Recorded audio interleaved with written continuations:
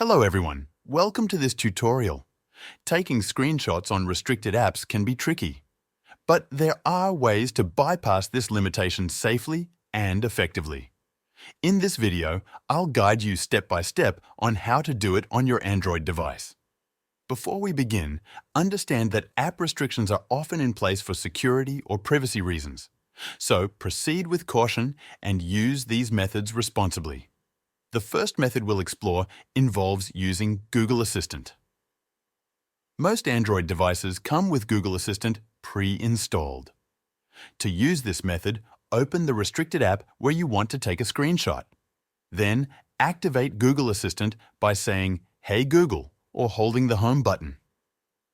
When the Assistant opens, say, "Take a screenshot." The Assistant will capture the screen and give you the option to save or share the image. If the Google Assistant method doesn't work for your device, the second option is using a third-party app designed to capture screenshots in restricted areas. Apps like Screenshot Easy or Screenmaster are popular choices. You can find these apps on the Google Play Store. Install the app, grant the required permissions, and follow its specific instructions to take screenshots. These apps often use floating buttons or overlays that bypass restrictions. If you're still unable to take a screenshot, another option is enabling developer mode. To do this, go to your device's settings, scroll to About Phone, and tap on the build number 7 times. You'll see a notification that developer mode is enabled. Go back to the main settings menu, find developer options, and look for the setting labeled Disable Secure Flag. Enabling this option might allow you to take screenshots in restricted apps. Note that not all devices have this option.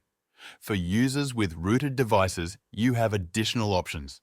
Root access allows you to modify the operating system's restrictions. Apps like Exposed Framework with a module like Disable Flag Secure can completely bypass screenshot restrictions. However, rooting your device comes with risks, including voiding your warranty and potential security vulnerabilities. Only proceed if you are confident in what you're doing. If none of these methods work, you can also use a workaround involving a second device. Simply use another phone or a camera to take a picture of the screen. This might not produce the clearest image, but it's a reliable option if all else fails. Remember, the methods discussed here should only be used for ethical purposes. Always respect the rules and policies of the apps you are using. If you need to take screenshots for professional or personal reasons, consider reaching out to the app support team to request access.